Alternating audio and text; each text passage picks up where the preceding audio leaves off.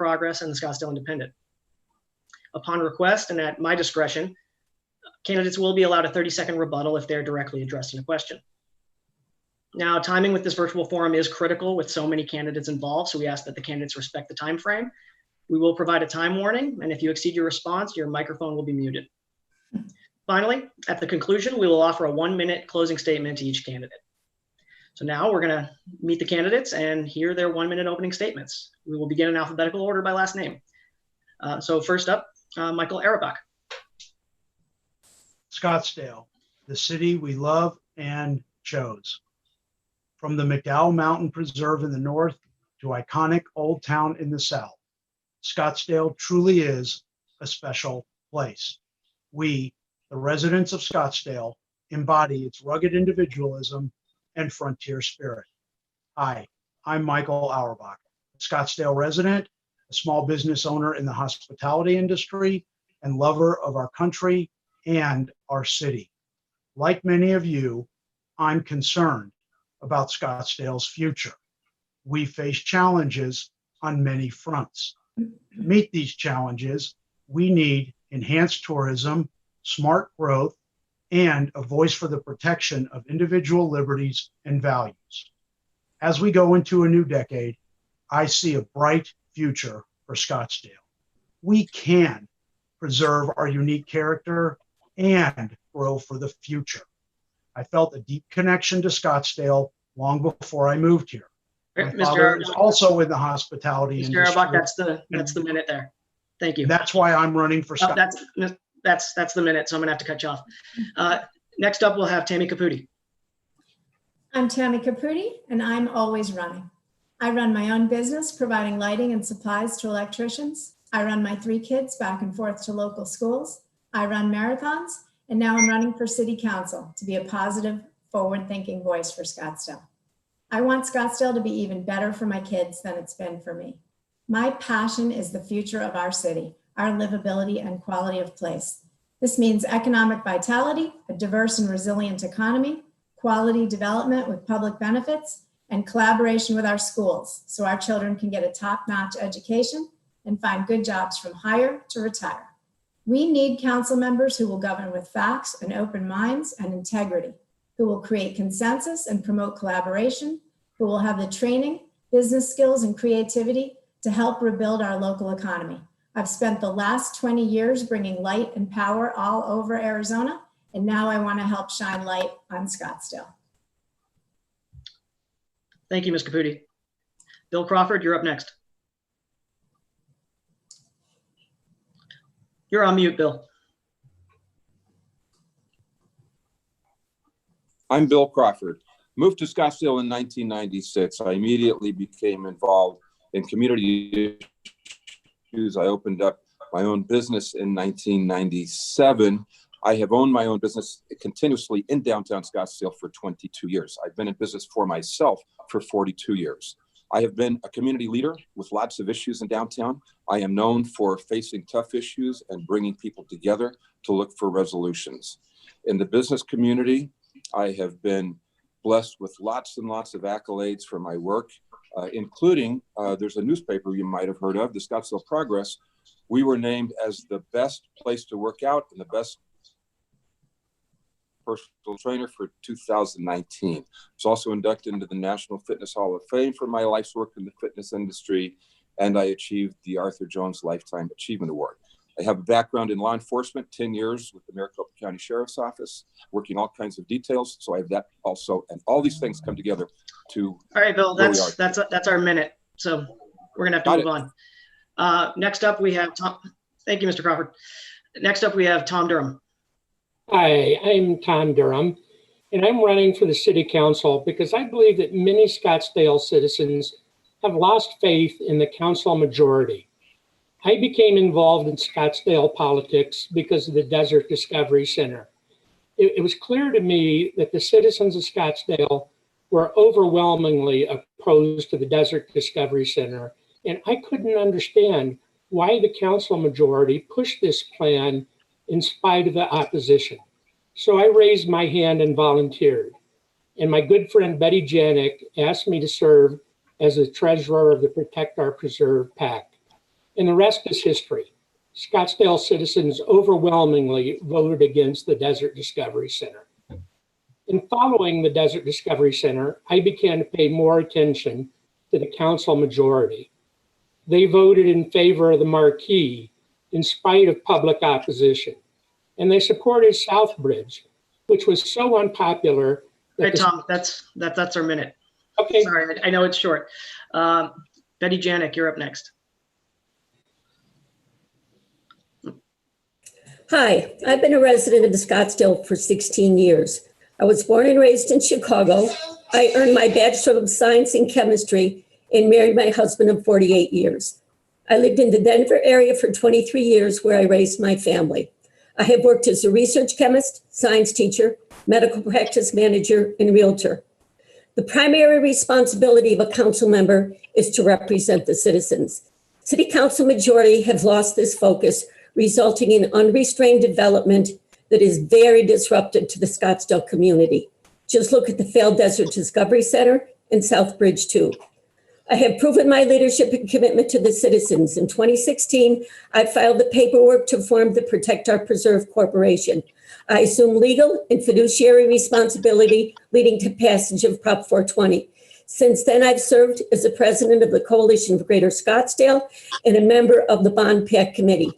I believe it's time for a change to get a resident-friendly council. Thank you, Ms. Janik. That's our minute. Thank you. All right, next up we have Becca Lennick.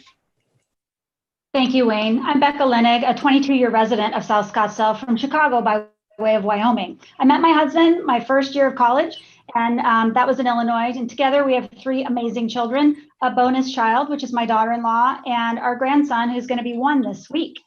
Strong schools and a great education is paramount to a successful future for our city.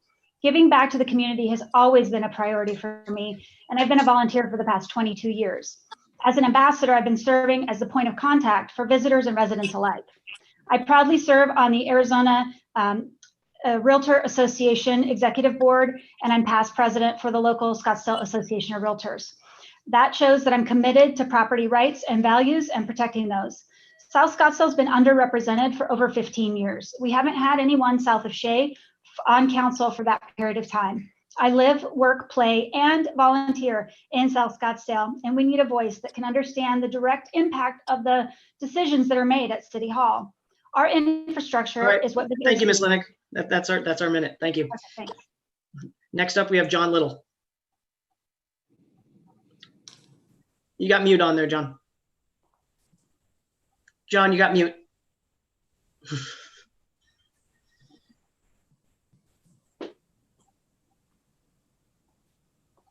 Should be in the. There you go. Thank you. There you go. In this moment, I feel compelled to share my great disappointment in not being able to be with all our viewers in person. This is indeed an awkward format and inadequate at best. But the most important thing to note is the disruption and the inconvenience and the challenges that our viewers have faced in trying to keep their businesses open and their incomes going and their kids educated during this really difficult time. And on top of that, being safe and secure. So I want to acknowledge the sacrifice that our citizens have been making in this very difficult time. I'm not going to recite my long history of community service. You can look that stuff up on my website. Right now, I hope you get a sense that this is not a time for inexperience. Scottsdale is a $1 billion enterprise with 250,000 citizens who are all shareholders and close to 10 million customers who visit us each year. Leading in this environment requires empathy, compassion, detailed knowledge of the systemic problems that give rise to our fears and division. Having worked for nearly 2 decades. Thank you, Mr. Little. That's our minute there. Very happy. Thank you very much. Thanks. Next up, we have Kevin Maxwell. Thanks so much, Wayne. You know, Scottsdale's been my home for 30 years. I came here in my early 20s for a spring training game. I never went home. I called and said, send my stuff. I want to ensure our city is led by people who listen to citizens and believe in transparent dialogue. With the significant downturn in the economy on the horizon, it's important that Scottsdale City Council is populated with candidates who are able to process complicated financial and economic information. I'm an analyst by trade. I'm also an active listener. I regularly take financial data and come up with a data-driven solution to sophisticated financial problems. And that's precisely what we need on City Council right now. I love Scottsdale and I want to see it thrive for many years to come. I want to see a prosperous community where jobs are abundant and taxes are low. I want our residents to enjoy the many amenities Scottsdale has to offer, like our open spaces, preserve, and greenbelt. I'm uniquely qualified to ensure that that vision becomes a reality. Thank you, Mr. Maxwell. And lastly, we have Councilman Guy Phillips. Thank you, Wayne. I'm Councilman Guy Phillips. Ran 2 terms. I'm currently running for my 3rd and final term. I'm actually the only incumbent in the race. I grew up in Phoenix, moved to Scottsdale 25, 30 years ago. I own my own AC business. I was a past realtor and home builder. I have a wife and 5 children. My hobbies include rebuilding muscle cars. And what I want you to know is that I will continue to stand up for public safety as it is our #1 priority. And I will continue to support our small business, tourism, and responsible growth. Thank you. Thank you, Councilman. All right, now we'll move on to our question and answer portion. So just as a reminder, you'll have 30 seconds. And if any of you watch the mayoral forum, those 30 seconds do go quickly. So try and make the most of them. And with our first question, I'm going to touch on a topic that is obviously top of mind for just about every Scottsdale resident right now, and that is the events that occurred around Scottsdale Fashion Square Mall in the downtown area over the weekend.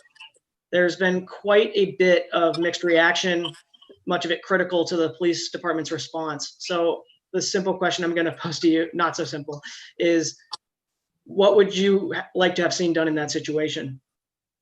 We'll start in reverse order, so I will go first with Councilman Phillips.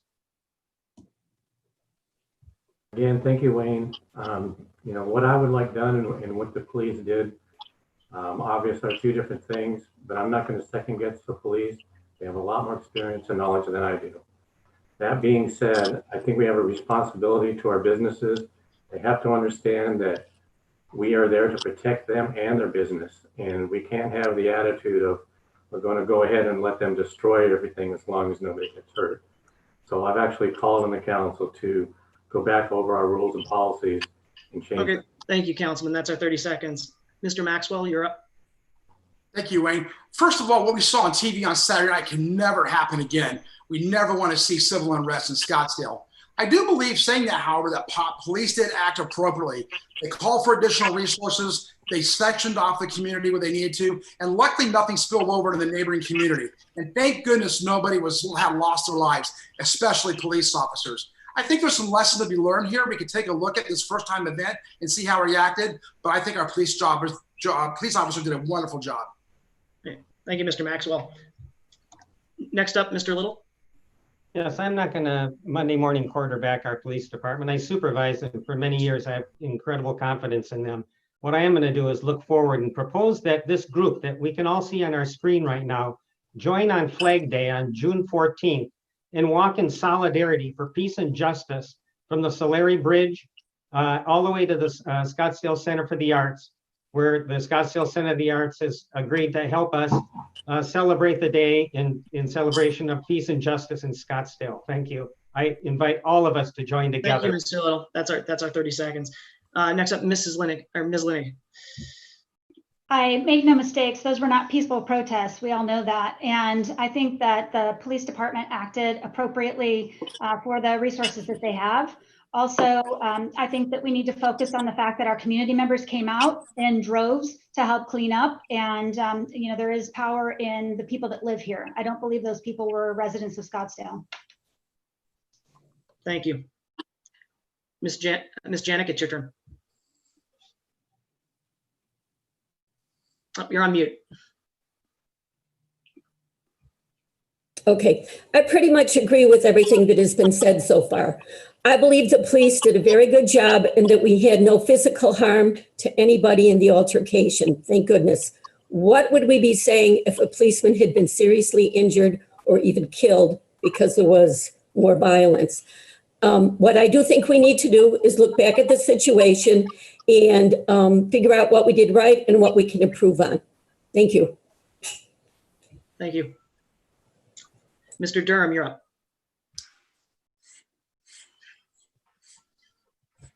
So the one thing that concerns me most about Saturday night was that since then, the mayor has been missing in action, and we really haven't heard from him what instructions he gave to the police.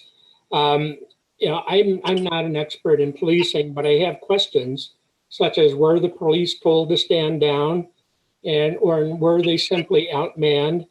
I think that there ought to be some review of what happened so that we can learn what went wrong, what went right. Thank you, Mr. Durham. Better the next. That's our 30 seconds. Mr. Crawford, your turn. There's a lot of questions at the present time as to how this was handled. There are members of the community, including myself, that had intelligence that this was on the way and it was a big deal and it was to be taken seriously. So there's serious questions out there as to why this wasn't addressed properly. So I'm going to say that we should have an independent study of our department from the top to the bottom. Those guys are good. They're well trained. They were capable of dealing with this threat. Why did they have their hands tied? Why did they stand down? Thank you, Mr. Crawford. Next up, Ms. Caputi. I support the City of Scottsdale Police's measured response to this situation. We certainly could never condone looting. I also want to point out that the City of Scottsdale is a golden rule city. We're open to business from everyone. We can certainly do better. But again, the City of Scottsdale Police did as good of a job as they could. We always need to make sure that they have appropriate resources and training to deal with situations like this. But there was no loss of life. And I think at the end of the day, it worked out okay for everybody. Thank you. And lastly, Mr. Auerbach. What we witnessed was disgusting. And if you elect me as your city councilman, not on my watch. The instigator was from Southern California, who came here and organized that riot. And make no mistake, it was a riot, not a protest. If my individual freedoms are threatened today, yours may be threatened tomorrow. And I will do everything I can to ensure that the National Guard, the governor, and any other law enforcement agency. Thank you, Mr. Auerbach. That's our 30 seconds. All right, we'll move on to our next question. We're going to get into some of the other policy issues that we're looking at. As you all know, the city is in the process of developing a new general plan. Should the city's new general plan differ significantly from the current plan, which was approved by voters nearly 20 years ago? We'll start out with Ms. Janik. Thank you. Well, can you hear me now? Yes. Okay. As far as the general plan goes, there's two versions of it. There's the one that's in existence, and then there's the one from 2016 that quite a few of our citizens spent hundreds of hours developing that never saw the light of day. I think we need to be careful to make sure that we address the needs of the citizens, not just those on the committee that are adjusting for a new general plan. Thank you. Thank you. And next up, Mr. Durham. I'm concerned about the way the general plan is going because the Citizen Review Committee mostly consists of heads of committees and commissions and isn't giving enough input from the citizens. Two things I'd like to see in the new general plan are elements for education and also elements for healthcare, because I'd like a better explanation of the assets that we have in those two areas so that we can plan. That's our limit. Mr. Crawford. Long-term planning, long-term budgets, they're great, but I got news for you. We woke up in a different world a couple of months ago, and nothing is ever going to be the same. So what we need to bring our economy back, because without our economy and our sales tax, nothing's possible. We've got to have people on the ground that can think fast, respond to the changes in our world, and know how to conduct business. Thank you. Ms. Caputi. I think the general plan we need to remember is an aspirational document that needs to reflect the needs and desires and aspirations of our current population, which is why we need an update. It's important that we loop everyone in. Everyone needs to have a voice. And I think this time around, we need to really remember that Scottsdale's winning formula requires that we have high amenities, strong property values, and low property taxes. And that means that we need to balance our open spaces with our economic drivers. The general plan also should include some information and aspirations about education. That's our 30 seconds. Wow, was that fast? I know. Mr. Auerbach, you're up next. Scottsdale needs a leader with the discernment to know how and where to grow and where not to. I will be an advocate committed to protecting our open spaces and signature events. And Scottsdale needs a voice who will protect the values of individual liberty and freedom from municipal government overreach. Thank you. And Ms. Lennick. Thank you. I think that the general plan, quite honestly, needs to be scrapped, and we need to start from scratch. Our community and our city has changed so drastically since the beginning of the last approval for that general plan. I would like a total overhaul. Thank you. Mr. Little.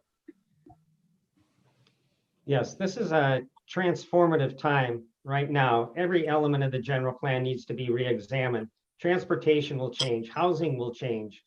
As Tom mentioned, thank you very much. I proposed a education element be added to the general plan. Top to bottom, re-overhaul of the general plan is what I'm in favor of. Thank you. Thank you. Mr. Maxwell. Thank you so much, Wayne. What I'd like to see is the leverage, the collaboration of community during last fall's bond election. The PAC committee did an excellent job of getting the ball over the finish line. And by golly, when this city decides it wants to get something done, it gets something done. I want to see real citizens' participation. I want them to know that we're listening to them. And I want every citizen to know their ideas are heard and their ideas are valued. Thank you. And Councilman Phillips, take it home. Thank you. I've been working with the general plan for easily the last 10 years. And the major issue is tightening our land use designation. As Scottsdale approaches build out, I think that is critical to plan responsibly so we don't get overcrowded. Thank you. All right, our next question will focus on I guess, a more short-term issue that could bleed into the long-term as well. The question is, what are your solutions to help the city recover from the COVID-19 economic downturn? And we'll start out with Ms. Lennick. Thank you. This is very different than what we saw in 9/11 and what we saw with the recession. We've already started to see recovery. We've had an excellent forward leader in Experience Scottsdale, and we've already seen the numbers start to increase as far as the economic recovery. I did speak with the owner of Vacasa, who is a short-term rental company, who said they had the highest booking in their company's history 2 weeks ago. Thank you. Mr. Little, you're up. Yes, for our recovery, I think it's absolutely paramount for us to address the disease element that we're looking at, COVID. It's going to be a long road, and we're going to need to rebuild our economy. One of the ways we do that is become America's healthiest city and rebuild and capitalize on our tourism and rebuild our city on the basis of our existing strength, which is tourism, and diversify our economy as we go along. Thank you. Mr. Maxwell.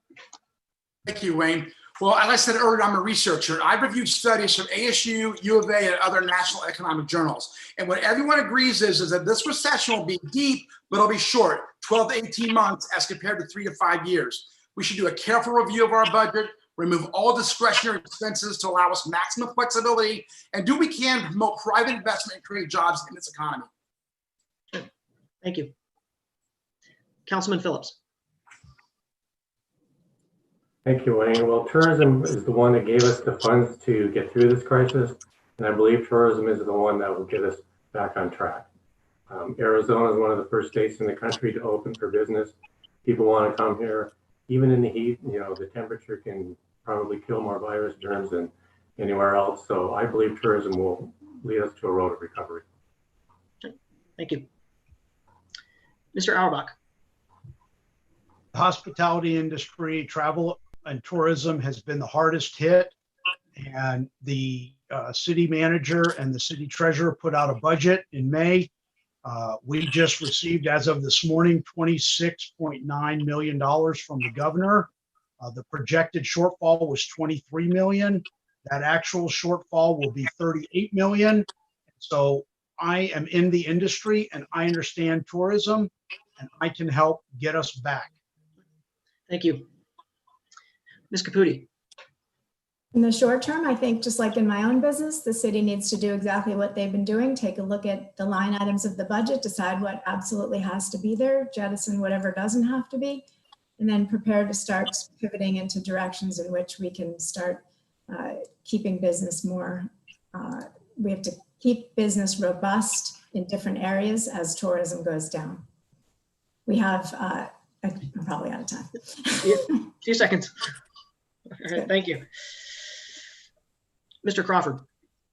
TSA check-ins are about 10% of what they normally are. Rachel Sacco has identified the fact that population centers within driving distance, people are coming here to enjoy our tourism. They're skipping over Las Vegas, they're coming here. So we need to encourage that. We need to get behind her, give her the resources that she needs. And we need to encourage and help our small business community open up as soon as possible, get out of their way. They know what they are doing. All right, thank you, sir. And Mr. Durham. Well, there were some hiccups early on, but I think since then, I think the city council has done a good job of taking a hard look at the budget and slicing where it needs to be sliced and can be sliced. I agree with a lot of the others here. I think tourism is going to lead the way. Our mountains, the sunshine, open skies, the golf courses are not going anywhere. And I think when this is all over, people are going to be looking for a break. And they're not going to be flying to Europe, and they're not going to be flying to New York City. That's our 30 seconds. And lastly, Ms. Janik. I agree a lot of what Tom said concerning tourism and the environment we have here. And several weeks ago, I had written to City Council and I suggested that they expand the restaurant space in Old Town Scottsdale onto the streets and sidewalks so that when we social distance, we still had tables so that the restaurateurs could take care of a better population, more people at their restaurants. That has been adopted and I think it's gone well. I also agree that we need to take that's our limit. Thanks. Thank you. All right, moving on to our next question, talking about the campaign themselves. Do you pledge that you will disclose all contributions made over the course of your campaign and will not accept any contributions or payments from anonymous sources? We will start with Ms. Caputi. Of course.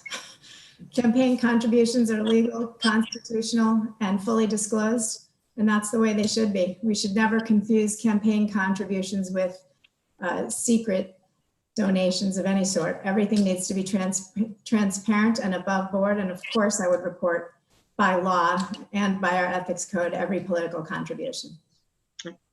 Thank you. Mr. Durham. Of course, I won't be taking anonymous contributions, but I think the real issue here is that candidates and council members and mayoral candidates who are taking contributions from people who have business before the city. Our ethics code requires the highest standards of ethics, and I think it's unethical. I think it creates a conflict of interest to take money from people who have business before the city, because then you can't honestly review their projects. Thank you, Mr. Durham. And next up, we have Mr. Maxwell.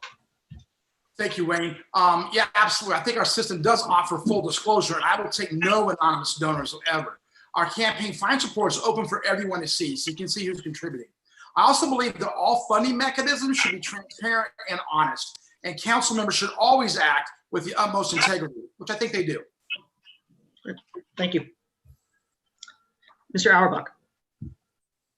I pledge to follow all campaign finance laws, as I always have and always will. And the Supreme Court decided the Citizens United case.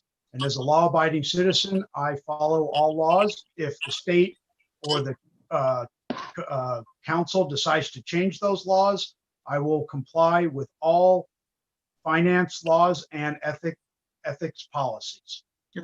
Thank you, sir. Councilman Phillips. Thank you. Of course, nobody's going to take money from any unauthorized or undisclosed source. And at the same time, nobody should take money from anybody that's going to be coming for the council now or in the future. And of course, you know that I've said that out loud. I've said that if I have anybody coming for council that took contributions, I will return them. And I hope that everybody else will do the same. Thank you. Mr. Crawford. It's not legal to take contributions from anonymous sources. This is pretty much spelled out in law.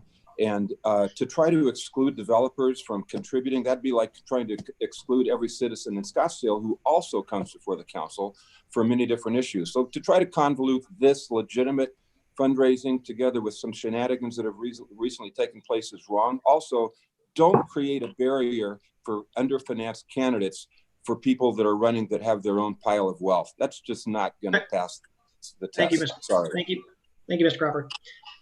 Ms. Janik. Oh, you're on mute.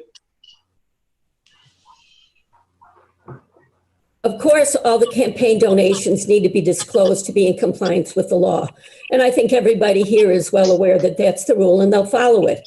My big concerns are when donations are made to certain individuals and they're on city council and then they vote in favor of certain developments knowing that they have received substantial donations from them. I feel that it would be best if they recuse themselves or return the donations that they received so that the ethical value could be maintained. And that's what I think the citizens expect. Thank you. Thank you. Mr. Little. This is simple.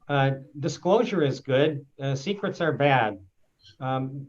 It's inexcusable to accept anonymous donations or gifts from any source in any amount. It's that simple. I may be the only candidate here that's actually returned money to a citizen who wanted to give me money and thought I would agree with them. I said, you can't buy my vote.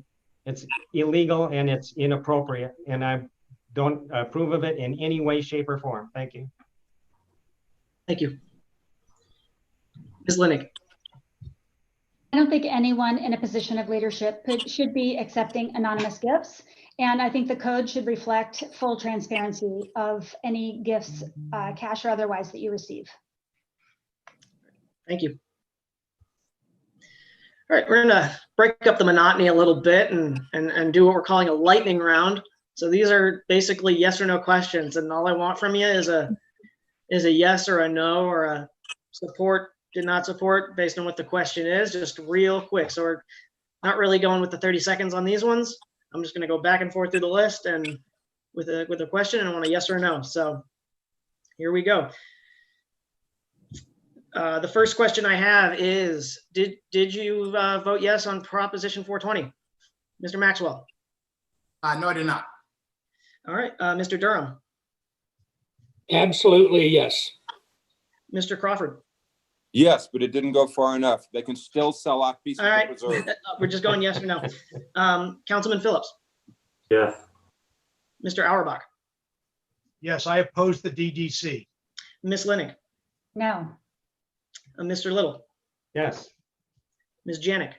I oppose the DDC. Ms. Caputi? I opposed it as well. Thank you. Next one. Despite the council's ultimate decision to pull the project, did you support putting Southbridge 2 before a citizen vote? We'll start in reverse. Ms. Caputi? I'm sorry. Can you I'm just? sorry. I'll rephrase it. Yeah. Did you support bringing Southbridge 2 before a vote? Absolutely not. Ms. Janik? Yes, I think the citizens wanted to have their voices heard. We just need the yes or the no. Mr. Little? No, bad application of initiative and referendum. Ms. Lennick? Sorry, I didn't. Ms. Lennick? Oh, sorry, I didn't hear that. My, Yes, once the petition was filed, I think the citizens needed their vote. we just need the yes or no, guys. Mr. Auerbach? Yes, I supported it. Councilman Phillips? Emphatic yes. Mr. Crawford? No, it was a political stunt. Mr. Durham? Yes. And Mr. Maxwell? The way you asked the question, yes. And let's see what I have next. Branch out some other issues here. because it could be a statewide issue going on the same ballot that you all may be appearing on, do you support the legalization of recreational marijuana? Mr. Maxwell? Yes. Mr. Durham? No. Mr. Crawford? It's coming. Councilman Phillips? No. Mr. Auerbach? Absolutely not. Ms. Lennick? We're not there yet. Mr. Little? Oh, I think the citizens have spoken. Yes. Ms. Janik? No. And Ms. Caputi? Yes. Okay. And my last lightning round question for you is, did you support or oppose the most recent budget override for the school district that you live in? Ms. Caputi? Yes, I supported. Ms. Janik? Yes, definitely. Mr. Little? Yes. Ms. Lennick? Yes, 1000%. Mr. Auerbach? I opposed. Councilman Phillips? Yes. Mr. Crawford? Yes. Mr. Durham? Yes. And Mr. Maxwell? I worked on the campaign. Yes. All right. Thank you guys for indulging us in that. We just wanted to break it up a little bit and provide our viewers with a little bit of a different look. So we'll go back to our longer form questions now in our 30-second format. So the question I have this time around is, do you support the vision that was laid out by the Old Town Scottsdale Character Area Plan that was approved by the City Council in 2018? That includes an allowance for 150-foot buildings in select areas if bonuses are met tied to public benefit. So I will start with Mr. Little. Yes, I support the character area plan. I think it did a good job. If it were up to me, I'd put a wall right around Old Town. That means the real Old Town, Indian School to Second, and from Brown Avenue to Scottsdale Road. That shouldn't be changed. The rest of downtown, we can have additional building height there as the city council approved. And I support that. And I think it's a really good character area plan. We just need to abide by it. Thank you. All right, thank you. Ms. Caputi. Yes, I support the character area plans. As a member of the DRB, I most definitely supported them. The Old Town area absolutely needs to be thriving and walkable. It's going to be a year-round venue. It is a huge economic driver for our city, and we need to make sure that we make it as vital as possible. It's got to be there to generate our high quality of life and our low property taxes. Thank you. Mr. Maxwell. Yeah, I do support the character plan as well. I think that our city is very long, 21 miles, and I think there's different areas, and each city, each part of our city is unique and needs to be represented that way. So yes, I support that each neighborhood be able to develop what's consistent for them. Yes, absolutely. Thank you. And Ms. Janik. I want to make sure I understand what the question was. Sure. To me, the question was, do I support the vote that allows 150-foot tall buildings in our downtown core? Do I allow them to do away with setbacks? The answer is no. I think it was a very poor decision. I think most of the citizens object to it. I think we need to respect what's there. Yes, it needs an uplift, but it doesn't need a 150-foot uplift. So I'm very much against that. Thank you. Ms. Lennick. As one of our historic tour guides, it's always fun to look back at the dirt streets and the wagons that we used to ride. Unfortunately, that's not us anymore. And we need to make sure that we're honoring our history, but also building for the future. Thank you. Mr. Auerbach. Yes, as the only candidate, yes, as the only candidate who lives just outside of Old Town, I do agree with it. There are places a 15-story building belongs, and there are places that it does not. And Scottsdale has to appeal to all generations, millennials and older folks and seniors, to attract the kind of tax dollars that we need to fund the general fund to keep up our award-winning parks. Thank you, sir. Mr. Durham. Well, I supported the plan in general, but both the Marquee and the South Bridge failed to comply with the urban design and architectural guidelines. which require compact floor plates. So they don't want big, broad, massive buildings like Southbridge 2 and Marquee. I would be fine with taller buildings that were slim and compact and did not break up our views of the canal and of the mountains. Thank you, Ms. Durham. We've hit our 30 seconds there. Councilman Phillips. Yes, I supported the downtown character area plan, but because we allowed that doesn't mean they get it. And the point was being, they have to come to council and they have to show a public benefit equal to the project's request. In the view of Marquee and Southbridge, I don't think they had that. As far as Museum Square, I think he did. Thank you. And Mr. Crawford. I did definitely support it. And what perplexes me is there were people that worked on it, supported it, voted for it. But then when the winds of political change made it fashionable for them to oppose projects, they opposed projects that fit within the guidelines, destroying a 20-year dream, destroying the future of Scottsdale. So for those kind of projects, I'm 110% for them, and I'll do everything I can to work towards Scottsdale's bright future for not just us, but also our children and people who are coming here to gain employment and live. Thank you, Mr. Crawford. Thank you. All right. All right, moving on to our next question. What, if any, financial support should the city provide to local businesses that were first impacted by the COVID-19 economic downturn and then the more recent riot downtown and the subsequent curfew? So we'll start off with Mr. Durham. Well, the city is in a hard position of its own. So I really don't think that the city is in a position to hand out money.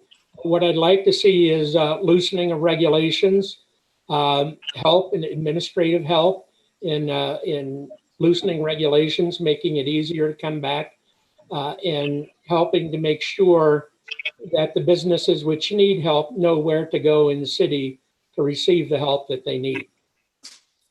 Thank you. Mr. Maxwell. Thank you so much. You know, if the federal government actually was able to give the local municipalities some money, then absolutely I'd support that, having a fund to help our small businesses.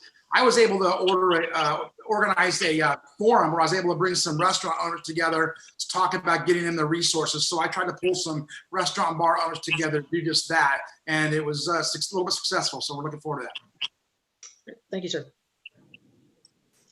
Next, we'll go with Councilman Phillips.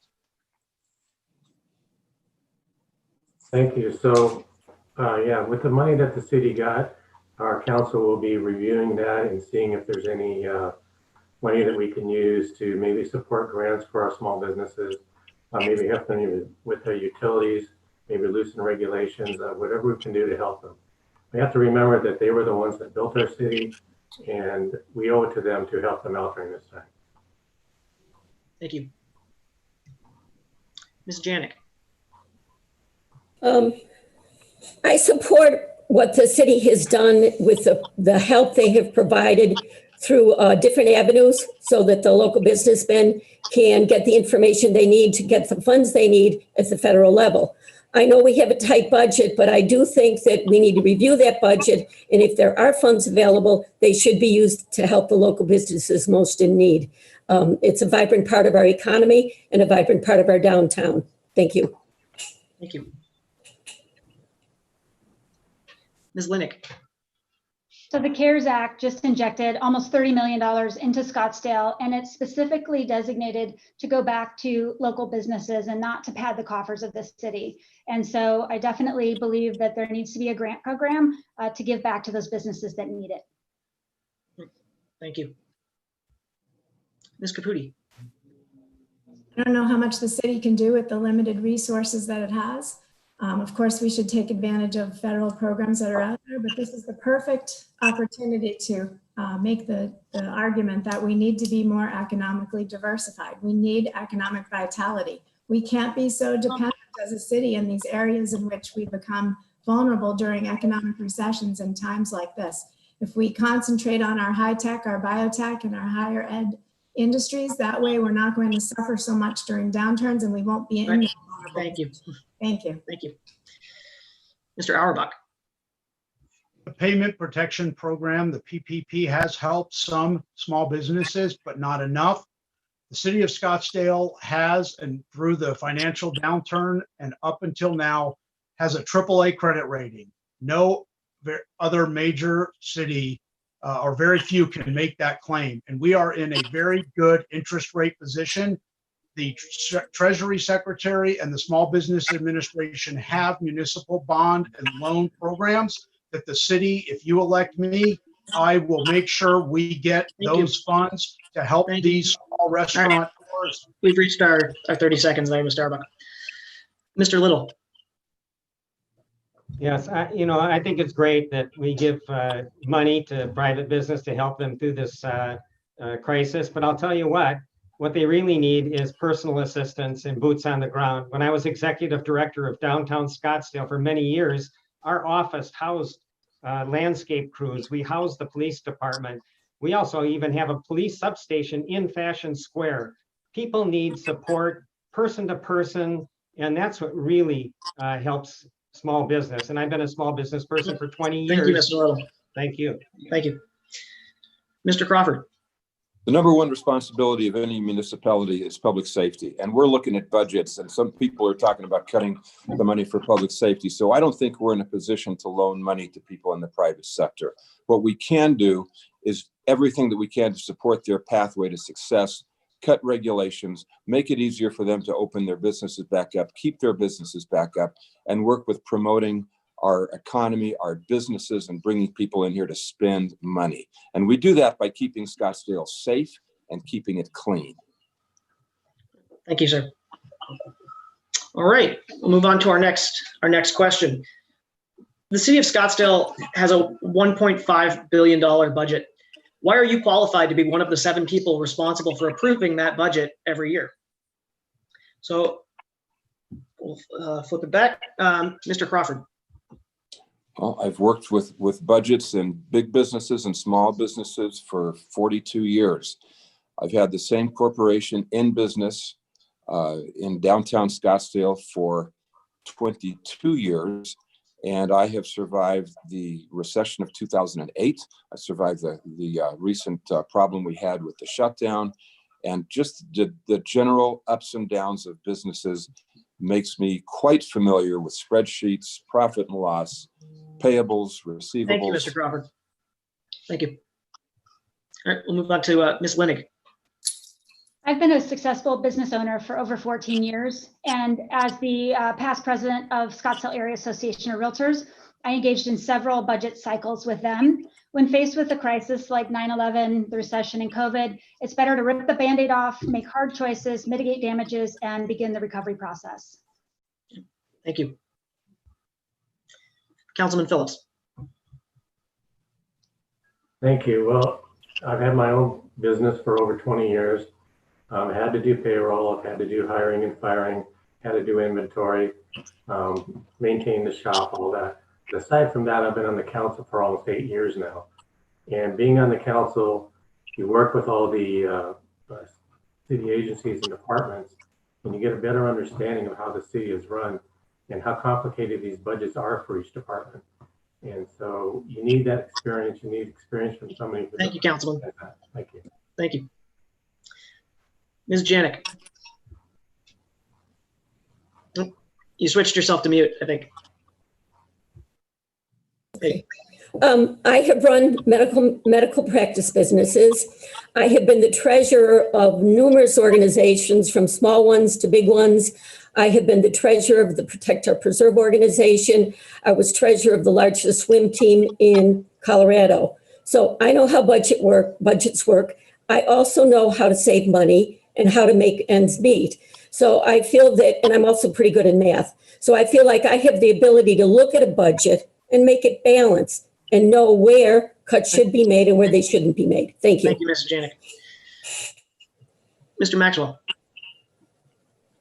Thank you so much. Well, as I said earlier, I am an analyst. Just this morning before 9 o'clock, I was on 2 conference calls with business units talking about their multi-million-dollar budgets. I was helping them with forecasting and modeling to help them predict what they're going to spend the next 12 to 18 months. So I think I'm uniquely qualified to be able to help with budgets. Thank you, sir. Mr. Auerbach. Successful businesses are run by good leadership. And good leadership is based on relationships. And the hospitality, travel, and tourism industry is all about relationships. If you elect me, I pledge to bring a new signature art event to Scottsdale, and it will be something that will go on and last for decades. Thank you, sir. Mr. Little. I think the one thing that distinguishes me from my colleagues here is the fact that I've actually done it. I was the city manager, the CEO of a $1.5 billion budget. I managed 2,600 employees and the police and fire and emergency services. In 2009, in the Great Recession, I also helped successfully navigate a $65 million deficit and got us out of the hole. So I'm uniquely qualified in that respect. Thank you for the question. Thank you. Mr. Durham. I was a tax lawyer for 35 years. So I studied the finances of places from the government of Brazil to the leading computer companies, to candy companies, municipal stadiums, and many other subjects. And I have worked with some of the leading economists in the US as expert witnesses in trials. And I'm also on the Financial Affairs Committee of my college, where I'm on the board of trustees. And if there's anybody having a tougher time— Thank you, Mr. Durham. That's our limit. And Ms. Caputi. I have a bachelor's in economics and a master's in business administration. I've spent the last 20 years successfully running my own business, dealing with projects of the size and scope that come before the city council. I work in an industry that experiences regular cyclical downturns, and I understand the need to pivot to new opportunities and stay diversified. Thank you. Well, I want to throw in one more lightning round question since we're all moving along pretty swiftly here. Everyone's sticking by the rules, and I want to thank you for that. So y'all know the format, the lightning round. Question this time is: did you vote in favor of the most recent bond package? And obviously, if you voted yes on one, no on another, you can indicate that. So let's start with Councilman Phillips. Of course, yes. And Mr. Maxwell. Yes, I did. And again, I helped to support it. Yes. Mr. John Little. Yes, absolutely. Enthusiastically. Ms. Lennick. Yes, I was on the PAC committee. Ms. Janik. Yes, I was on the PAC committee as well. Mr. Durham. Yes. Mr. Crawford. Absolutely. Ms. Caputi. Yes, perfect example of collaboration. And Mr. Auerbach. No, because the citizens were not heard from. All right. Thank you all for indulging me in that one more time. All right, now I'm going to go to a little bit more general question, give you a little bit more freedom to kind of show what's important to you to all of our viewers right now. So the question is, in your view, what is the most important issue facing the city right now, and what do you plan to do about it? So, Mr. Auerbach, we'll start with you. The most important issue confronting the city is the lack of sales tax revenue generated from bed tax and mom and pop restaurants and the TPT. And that shortfall, as I mentioned, is going to be at least $38 million. And we need to have someone who has the relationships and the leadership to connect and bring those dollars and those jobs back and help support those small business operators. Yes, sir. Ms. Janik. Well, I think the biggest challenge we have is recovering from COVID-19 pandemic. I think we're in pretty good shape as far as healthcare goes and taking care of our needy citizens. But I agree, I think we really are going to need to work on the budget, try to enhance tourism, try to enhance business, to get people to come back here, spend money, so that we can proceed as Scottsdale is used to proceeding. Thank you. Thank you. Ms. Lennick. Honestly, I feel like the fractured state of council and the residents of our city is the biggest issue. If we can't agree on any forward movement, then that will stymie everything that happens in council and what decisions we have to make. So we need to look at unity and how we can get some collaboration. Thank you. Mr. Crawford. My wife, Debbie, and I have lived in downtown Scottsdale for over 22 years, and we intimately know everything that's going on down here. So Mace Rich, who owns Fashion Square, they've been recently hit by a 1-2 punch. Number one, the pandemic closed them down. Number two, the riot. Do you realize that last year they produced $1 billion in retail sales? That's 8% of our sales tax comes from Mace Rich. We got to do everything we can to get these downtown businesses and restaurants opened up as soon as we possibly can. All of the money that comes into Scottsdale. That's we've hit our 30 seconds. Councilman Phillips. Thank you. Well, obviously, our number one concern is public safety right now. You know, we were blindsided Saturday night. There's a lot of fear. There's a lot of anger. A lot of businesses downtown have boarded up their shops. I mean, we can't allow that. We have to make sure that everybody in our city can feel safe. That is obviously our number one priority right now. Thank you. Mr. Little. Yes, I think there are three things I'd like to highlight as tremendous challenges. One is the general plan update. Some of us are going to be responsible for that. And I promise you that I will not take a general plan to the vote of the people without a 7-0 consensus vote of the city council. The second thing is we need to be prepared. Do you realize we've left $500 million worth of unfunded capital on the table? That has to be, we can't kick that can down the road any further. And complacency is our Achilles heel in Scottsdale. We can't be complacent. Thank you. Thank you, sir. Mr. Maxwell. As I alluded to during my opening statements, I think our economic situation is absolutely our number one priority. We're going to have some real difficulty with our budget, and city council is going to make some very difficult decisions moving forward. I think the people who are going to be making those decisions need to be adequately trained to make them. So economics is our number one priority moving forward for me. Thank you, sir. Ms. Caputi. The economy is our most important issue, of course, right now. We've got to be open for business. If we continue to tell companies looking to locate in Scottsdale to leave, they will. We have to have a robust, diversified economy, and we've got to keep moving forward into the future. Thank you. And Mr. Durham. I believe our biggest problem is that there is a lack of trust in the 4-member majority of the city council. I've heard from citizens all across the city, and they can't understand why the 4-person majority on the council votes for every huge development against the will of the citizens, such as the Desert Discovery Center, Marquee, Southbridge 2. And I've spoken to many people who are upset about this and think that the majority. Thank you, Tom. That's our 30 seconds. All right. Now, the economy obviously played a big role in that question for a lot of you, but we weren't in this downturn when a lot of you decided to run for office. So my next question would be, what issue, what cause, what sparked you to run for office? It's obviously not an easy thing to do. You open yourself up to public criticism. You open yourself up to just a lot. It takes a lot of your time. So reframe the question. Why are you running for office? What was that spark? Let's start with Ms. Lennick. So collaboration and communication between city council, city departments, and residents is extremely important. We need an efficient government that performs core services at exceptional levels. And also we need to concentrate on protecting property rights and property values for the future of Scottsdale. I've seen countless examples of where more robust communication would have benefited the situation as a whole. Thank you. Mr. Little. Scottsdale's my family. It's my extended family, all 250,000 of them. My heart and soul is in Scottsdale. I worked for Scottsdale for over 20 years.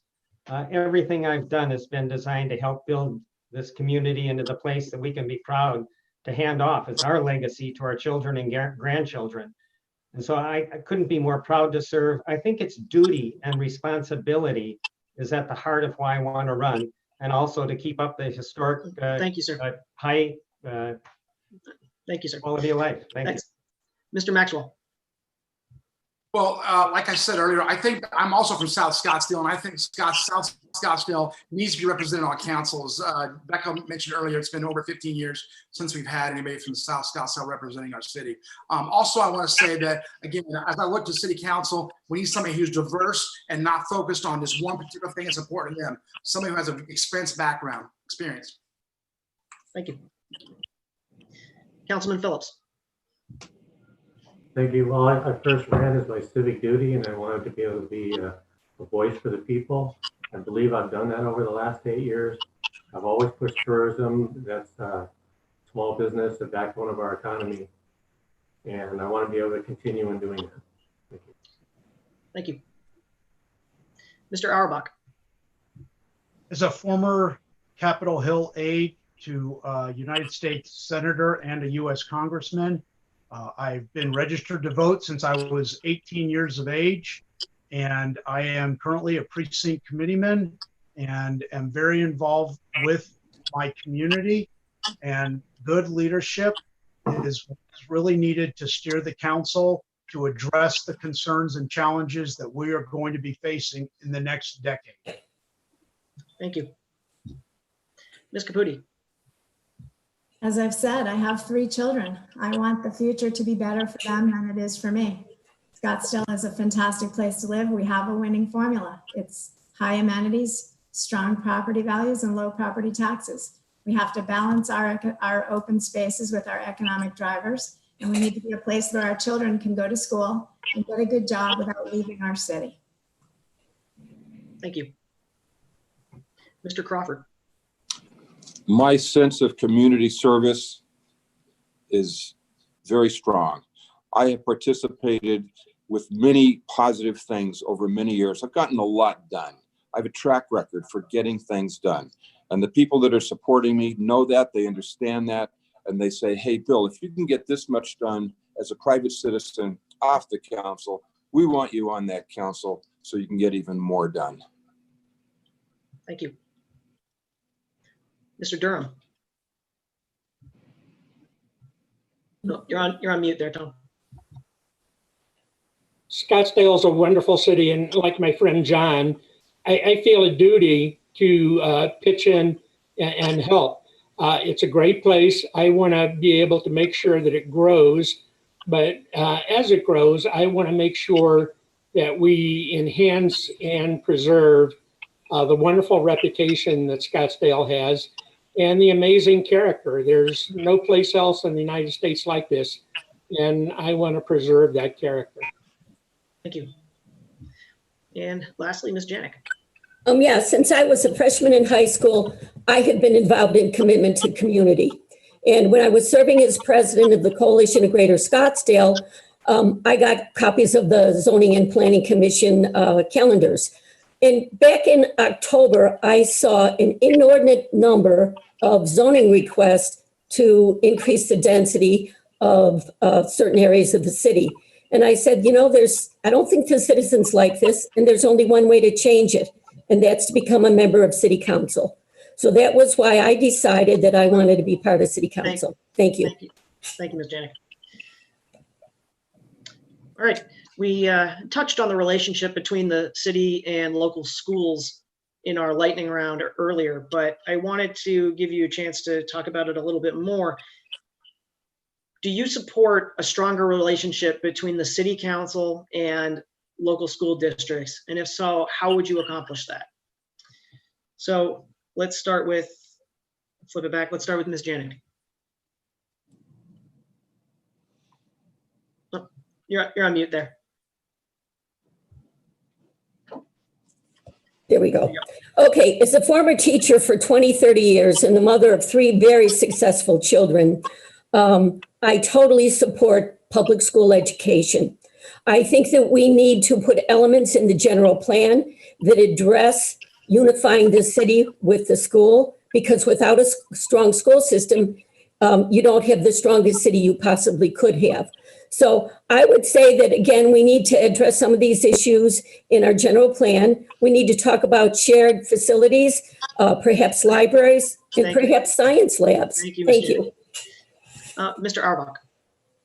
Well, with all due respect, this is a city council race. There is a concurrent right now SUSD board race, and several of my opponents talk a lot about education. Well, they may be in the wrong race and may want to reconsider running for school board. City council has to deal with public safety, finances, education, and all other business operations and permitting of the city. Thank you, sir. Ms. Lennick. Wayne, I've been a Scottsdale Unified School District parent for over 20 years, and I have an incoming freshman this year. I do believe that we can invite the education, the SUSD to have a seat at the table and create better communication. But however, I agree this is not a city council issue. Thank you. Mr. Crawford. There's a lot that a strong municipality like Scottsdale can do to help the schools within our boundaries. You know, they're in our property, they're on our streets. This makes it a little difficult because there's three different municipalities that straddle our school district: Paradise Valley, Phoenix, and Scottsdale. So you can't do everything for all, but the schools that are within our boundaries, we can certainly do a lot to help, because we're going to get better citizens for the city of Scottsdale if we do everything we can to help our school district. That's elementary. Thank you. Thank you, Mr. Crawford. Councilman Phillips. Thank you. Well, you know, the city already has a lot of IGAs with the schools. We work together all the time. I think what this question is really about is financial support. And as far as that's concerned, it should be, these are two separate entities. School board gets their funds from one place and the city gets their funds from another. And I don't think those should be commingled. Thank you, sir. Mr. Little.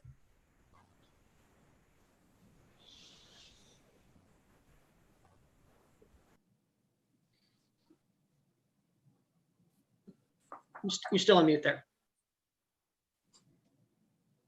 I don't think there's anything really more important than our relationship and partnership with the school district. 15 years ago, Which Way Scottsdale, the Morrison Institute report, identified education and the inequality around education as a very vulnerable thing for a sustainable economy in Scottsdale. So I proposed almost a year ago now to have a general plan incorporate an education element. And I'm glad to hear that it's getting some traction. I'm really excited about it, and thank everyone for their support.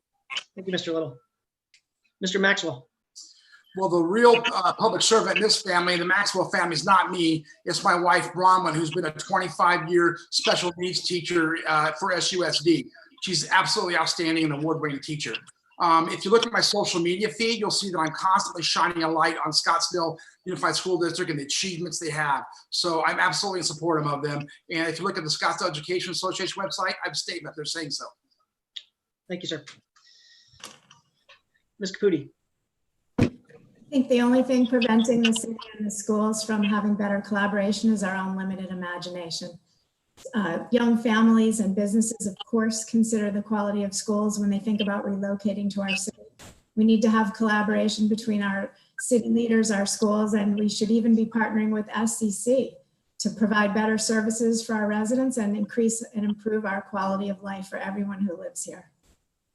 Thank you. And Mr. Durham.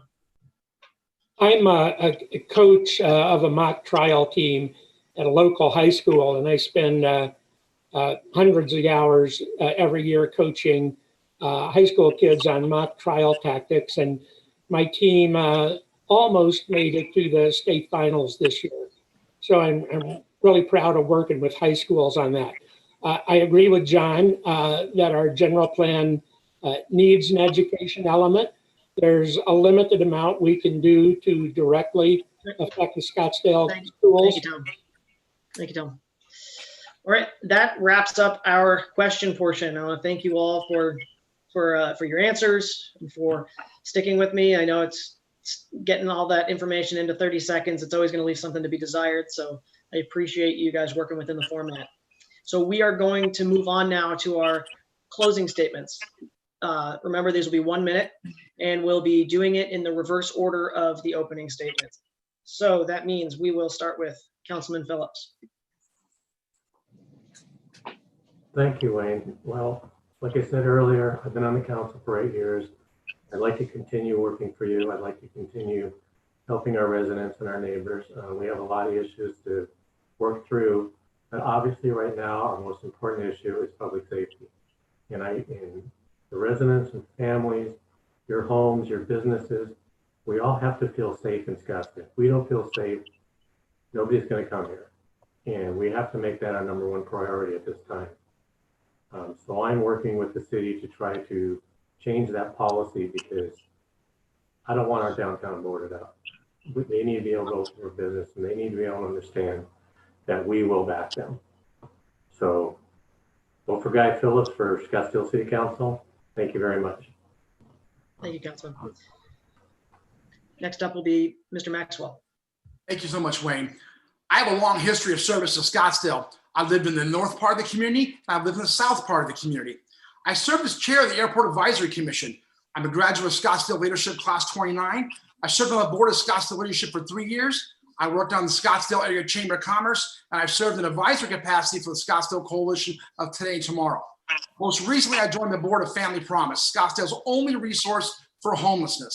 If elected, I'll work my tail off for transparency and collaboration with citizens. I will strive for the utmost in ethical behavior and transparency. I will never violate my trust with the citizens. Visit my website at maxwellforscottsdale.com for all my ideas that are innovative, actionable, accountable, including my plan to reduce airport noise coming out of Scottsdale Airport. My name is Kevin Maxwell. I value your support. Thank you very much.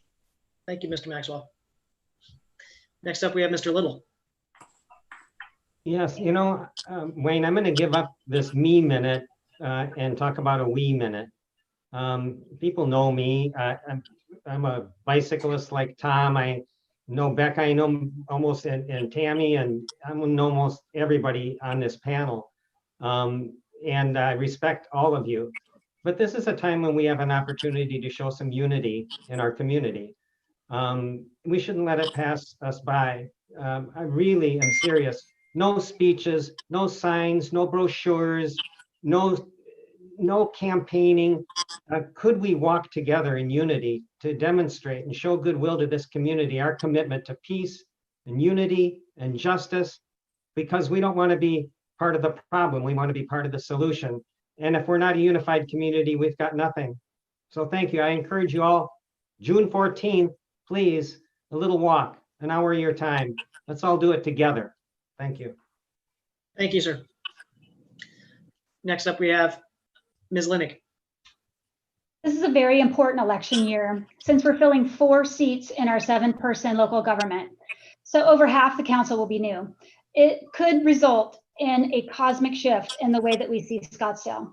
I keep hearing people say Scottsdale will always be special, and I cringe every time I hear it, because how many people were shocked at the rioting events that occurred this past weekend and thought that would never happen in Scottsdale? Oftentimes we have a small town mentality, but we have a big city population. So we need to realize that the future is constantly changing, and we need to do the best we can to sway with the wind or we'll break. I've demonstrated a flawless commitment to serve. I'm a good listener and I'm pragmatic, and I'll be the voice that we haven't had for so many years in South Scottsdale. Leaders practice respect for others and responsibility for all their actions. I am that leader. Find videos, photos, how to invest, and more important information about my campaign at www.beccaforscottsdale.com. Thank you. Thank you. All right, we'll move on to Ms. Janik. Yes, I believe it's time for a vision and a voice. I will listen to the residents, and I will be responsive to the citizens first. I will seek approval of a general plan that is supported by the residents and meets their needs. Next, I will enhance our quality of life with thoughtful growth, form strong partnerships with residents, businessmen, and council to achieve best outcomes, follow existing zoning, minimize variances, and maintain uniformity of our neighborhoods. Recognize tourism as the key to financial stability while still strengthening and growing sectors of healthcare, technology, and retail. Finally, I believe we need to show fiscal responsibility, especially with what's happened to our tax revenue and to our city more recently. I would balance the budget and use bonds for special projects, not routine expenses. I would approve projects where all costs are disclosed, including maintenance and infrastructure, and covered by the new income.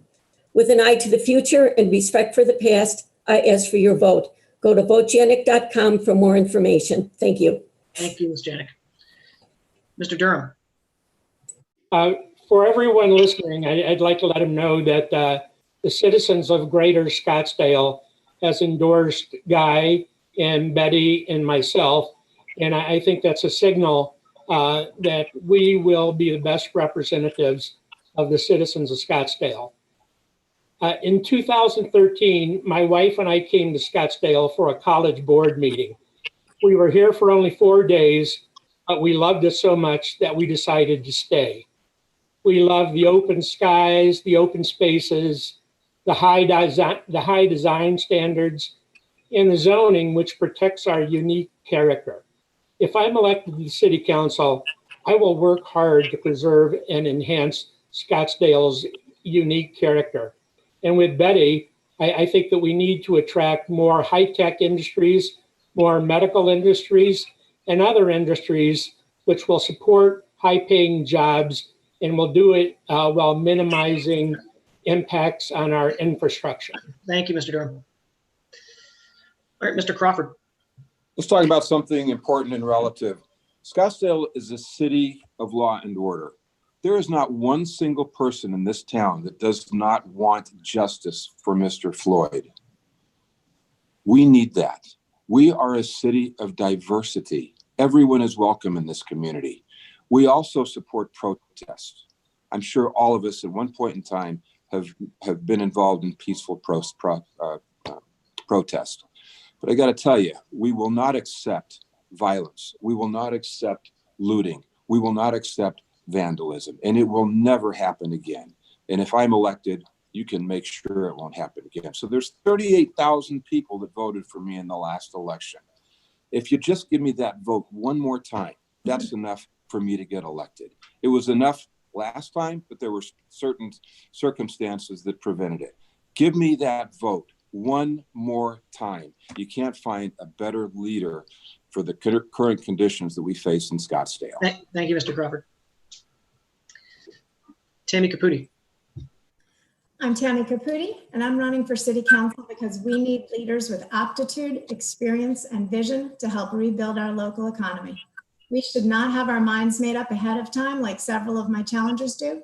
Council members are elected to exercise their good judgment. As a 3-year member of our development review board, I have a track record of doing this. I've built my own successful business providing electrical supplies that bring light to our hospitals and roadways, our airports and ballparks. I work in an industry that experiences regular downturns, and I know how to pivot to new opportunities. I want to maintain Scottsdale's winning formula of high amenities, strong property values, and low property taxes. We need to balance our open spaces with nurturing our economic drivers. As a mother of 3 in our public schools, I'm committed to making Scottsdale an even better city for them than it is for me. Learn more about me at tammycaputi.com. Thank you for being here today. I'm Tammy Caputi, and I'd be honored for your vote. Thank you, Mr. Caputi. And Mr. Auerbach. I'm invested in Scottsdale's future. I'm a former Parks and Recreation Commissioner and previous vice chair of the Neighborhood Advisory Commission. I am the only candidate being considered from the hospitality industry. I'm in the industry. I understand what it takes to wisely enhance tourism. Let's protect all that made us love and choose Scottsdale and keep it thriving and growing for the future. You are my one more vote to winning. I need you to donate. I need you to knock on doors. I need you to talk to your neighbors. I need you to make phone calls, and I need you to share on social media with your friends. MikeForScottsdale.com. Mike, F-O-R, Scottsdale.com. www.mikeforscottsdale.com. vote Mike. Thank you, Mr. Auerbach. All right, that takes care of our closing statements. I want to thank you all for participating. I want to thank you all for indulging us with the format that allowed us to get through, quite frankly, more questions than I anticipated during this amount of time. So I really do appreciate that. And in closing, this forum has been recorded and will be available on Scottsdale City Channel 11, as well as via YouTube from the hosts, the Scottsdale Area Chamber of Commerce, Scott, and Scottsdale Leadership. Also will be shared by the Scottsdale Progress and Independent News Media. And thank you again to our hosts, the City of Scottsdale, and all of those that joined today. And thank you, everyone. That will conclude the program. Thank you, Wayne. Thank you. Thanks for hosting. Thank you, Appreciate it. Scottsdale. Thank you, Scottsdale.